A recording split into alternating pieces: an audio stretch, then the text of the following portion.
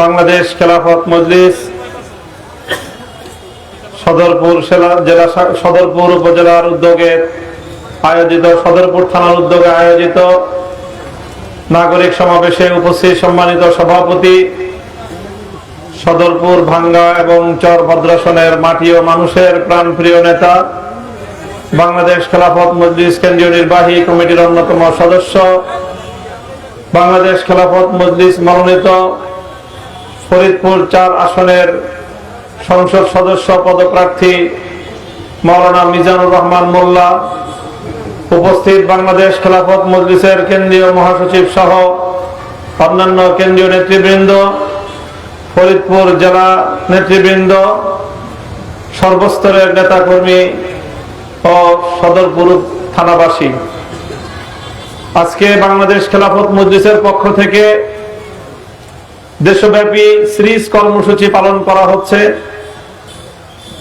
গণভোটের গণরায় কার্যকর করার দাবিতে এই নাগরিক সমাবেশ। আজকে আমরা আপনাদের এখানে এই নাগরিক সমাবেশের আয়োজন করেছি মূলত আমাদের কথাগুলো বাংলাদেশের নাগরিকদের সাথে ব্যক্ত করার জন্য। নাগরিকদের দাবি আমরা জাতির সামনে উপস্থাপন করার চেষ্টা করছি, সেজন্যই আমাদের এই প্রোগ্রামের শিরোনাম হলো নাগরিক সমাবেশ। আমরা জানি দীর্ঘ ফ্যাসিবাদ বিরোধী সংগ্রামের মধ্য দিয়ে 2024 সালের 36শে জুলাই এক ঐতিহাসিক গণ অভ্যুত্থানের মাধ্যমে বাংলাদেশ ফ্যাসিবাদ মুক্ত হয়েছে। বাংলাদেশ থেকে ফ্যাসিবাদী অপশক্তি, বাংলাদেশের ইতিহাসের বর্বরতম শাসক, যুগের লেডি ফেরাউন খ্যাত ভারতীয় আধিপত্যবাদের ক্রীড়নক, বাংলাদেশের ক্ষমতার মস্তদের জবরদখলকারী স্বৈরাচারী ফ্যাসিবাদী শেখ হাসিনা বাংলাদেশের ক্ষমতার মস্তদ শুধু নয়, বাংলাদেশের সীমান্ত থেকে উৎখাত হয়ে গিয়েছে। আমাদের বক্তারা বলেছেন, আপনাদেরকে প্রশ্ন রেখেছেন, আমরা কি আবার নতুন করে কোন ফ্যাসিবাদ বাংলাদেশে দেখতে চাই? বাংলাদেশে আবার নতুন করে কোন স্বৈরতন্ত্র মাথা চাড়া দিয়ে উঠুক, এটা বাংলাদেশের মানুষ চায়? কিন্তু প্রশ্ন হলো, এই ফ্যাসিবাদের পথ বন্ধ হবে কিভাবে? প্রশ্ন হলো, স্বৈরতন্ত্রের রাস্তা বন্ধ হবে কিভাবে? কারণ বাংলাদেশে আজ যে সংবিধান আছে, বাংলাদেশে এখন যে রাজনৈতিক ব্যবস্থা আছে, এই ব্যবস্থাটাই এমন যে এখানে যে যাবে লঙ্কায় সেই হবে রাবণ। যেই ক্ষমতার মসনদে যাবে, কিছুদিন পর আস্তে আস্তে ক্ষমতার স্বাদ পেতে পেতে কিছুদিন পরে সেও একটা নতুন হাসিনায় পরিণত হবে। আমরা শহীদ প্রেসিডেন্ট জিয়াউর রহমান সাহেবকে ভালোবাসি, বেগম খালেদা জিয়ার দীর্ঘ আধিপত্যবাদ বিরোধী সংগ্রামকে আমরা স্যালুট জানাই, শ্রদ্ধা করি। তাই আমরা বিশেষভাবে চাই যেন এই শহীদ জিয়াউর রহমান সাহেবের সন্তান নতুন করে আবার হাসিনা হয়ে না উঠতে পারেন। আর তাই আজকে আমাদের এই লড়াই, আমাদের সরকারকে ফ্যাসিবাদের হাত থেকে মুক্ত করার লড়াই। আমাদের মহাসচিব সাহেব বলেছেন, আমরা এখন যে আন্দোলন করছি এটা সরকার পতনের আন্দোলন নয়, এটা হলো গণভোটের রায় কার্যকর করার আন্দোলন।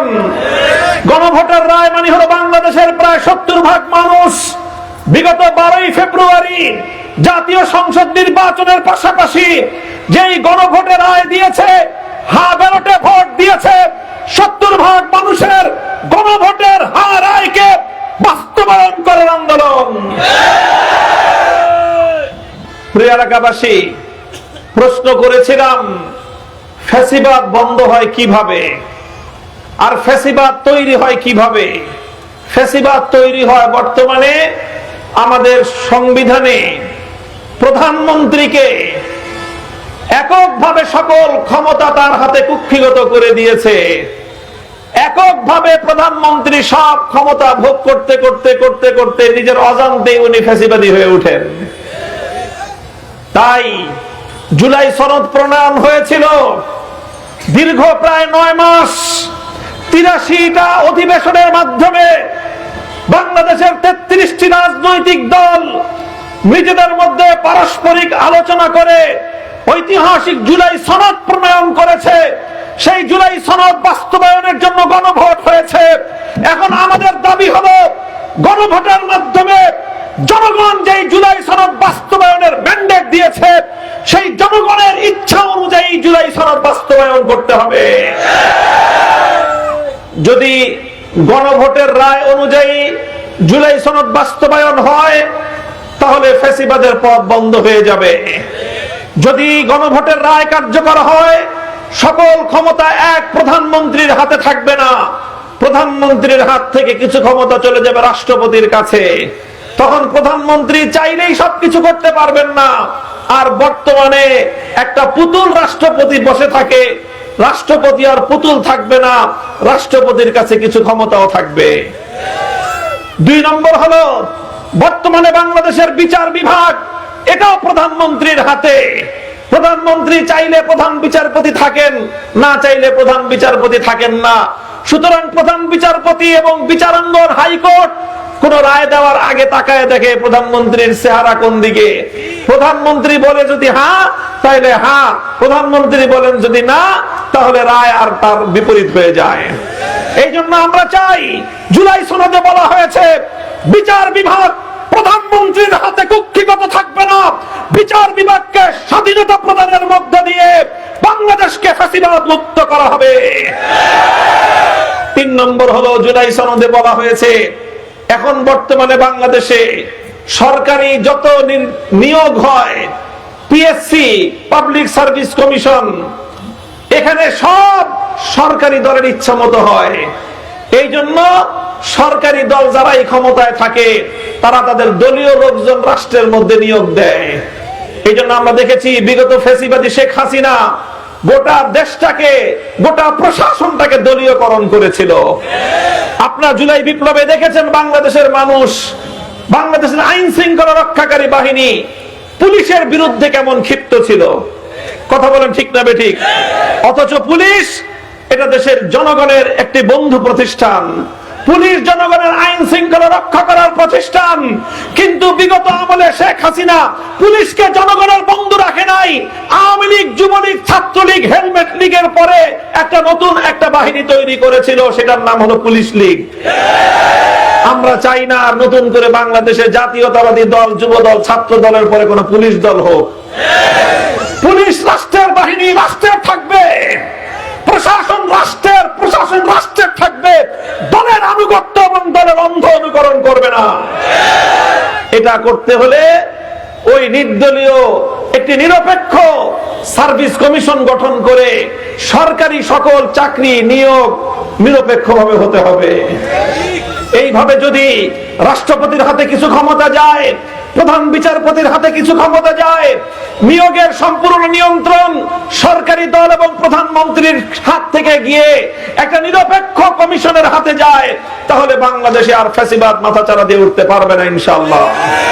আমরা চাই জাতীয় সংসদে একটি নিম্ন কক্ষের পাশাপাশি উচ্চ কক্ষ গঠিত হবে।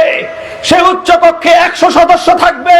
সেই 100 সদস্য নির্বাচনের জনগণের যে ভোট হয়েছে, সেই ভোটের অনুপাতে উচ্চ কক্ষে 100 সদস্য নিয়ে সেই উচ্চ কক্ষ গঠিত হবে। এইভাবে যদি একটা ভারসাম্য প্রতিষ্ঠা হয়, তাহলে প্রধানমন্ত্রী আর সরকারি দল চাইলেই সমস্ত ক্ষমতা নিজের হাতে কুক্ষিগত করতে পারবে না। আর সেই ক্ষেত্রে বাংলাদেশেও আর নতুন করে কোনো ফ্যাসিবাদ জন্ম নেবে না। কিন্তু চোরে না শুনে ধর্মের কথা, যারা ভোট চুরি করতে চায়, যারা আবার চায় আবার সেই আগের মতো তত্ত্বাবধায়ক সরকারকে নিজেদের হাতের পুতুল বানিয়ে নতুন করে আবার ক্ষমতার মস্তবকে দখল করে বারবার জালিয়াতির নির্বাচন দিবে, যারা ক্ষমতায় থাকবে তারাই আবার তাদের মতো করে নির্বাচন দিয়ে নতুন করে আবার ক্ষমতায় আসবে। তারা কোনোদিন বাংলাদেশটাকে, বাংলাদেশের বিচার ব্যবস্থা, বাংলাদেশের নির্বাচন ব্যবস্থা, বাংলাদেশের শাসন ব্যবস্থা ভারসাম্যপূর্ণ হোক, পক্ষপাতমূলক হোক, নিরপেক্ষ হোক, এটা সরকারি দল চায় না।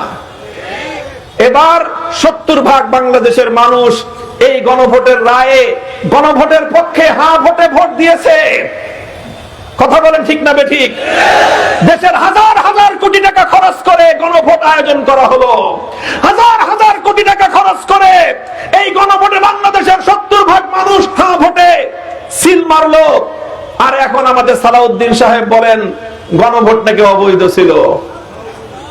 তো একসঙ্গে দুই সন্তান জন্ম নিল, একটা হলো সংসদ নির্বাচনের সন্তান, ওটা বৈধ হয়ে গেল, তার যমজ ভাই গণভোট অবৈধ হয়ে গেল।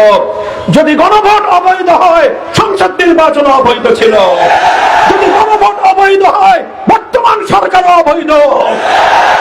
কাজে আমরা আখেরি কথা, স্পষ্ট বার্তা আমাদের, জনগণের রায়ের সাথে জনগণ যেই ভোট দিয়েছে সেটাকে অসম্মান করার চেষ্টা করেন না। ইনশাআল্লাহ বাংলাদেশ খেলাফত মজলিস আজ দেশের বাংলাদেশের প্রতিটি জেলায় জেলায়, প্রতিটি উপজেলায় জনগণের অধিকার আদায়ের জন্য আমরা কাজ করে যাচ্ছি। আজকের এই সদরপুর থানায়, সদরপুর উপজেলায় আয়োজিত এই নাগরিক সমাবেশ প্রমাণ করছে সদরপুর উপজেলায় বাংলাদেশ খেলাফত মজলিসের শক্তিশালী ঘাঁটি নির্মিত হয়েছে।